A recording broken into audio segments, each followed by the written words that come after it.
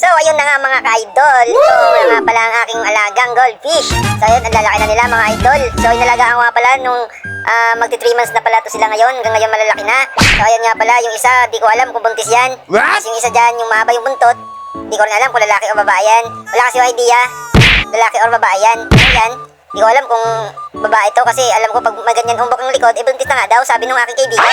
Ayan din yung isa. Pero grabe guys, napakaganda talaga nito. Pag ikaw ay stress, dito ka lang, pupunta ka lang, manonood ka lang. Yun, wala kang ibang gagawin. Ano mo na sila, papakainin mo sila. At oras-oras din ang pakain yan guys. What? So yun na nga, lalaki na nga nila oh. Pag wala nga ulam, naisip ko nga iprito yung isa dyan. Pero hindi, joke lang yun. Yan, grabe, makukulit yung mga yan guys.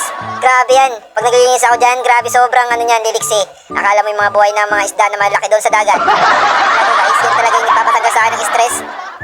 Try nyo mag-alaga ng ganyan guys sa bahay nyo kahit nyo maliit lang.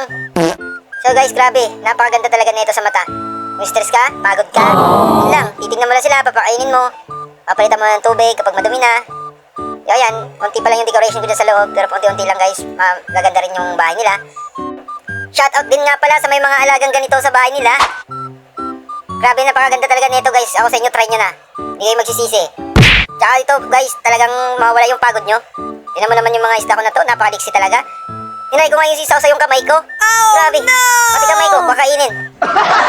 Yan, napakaliksi na yung mga alaga ko na yan. Makakabili pala kayo niyan guys sa mga mga bangketa guys. Maraming nagbebenta ng mga ganyang isda. Order lang kayo ng aquarium sa Shopee or Lazada, makakabili na kayo niyan.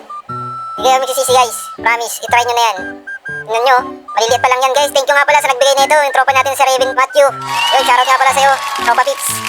Kaya ano pa yung natin yung mga idol, mag-like and follow na kayo para lagi kayong makasubaybay sa mga videos na ilalabas natin.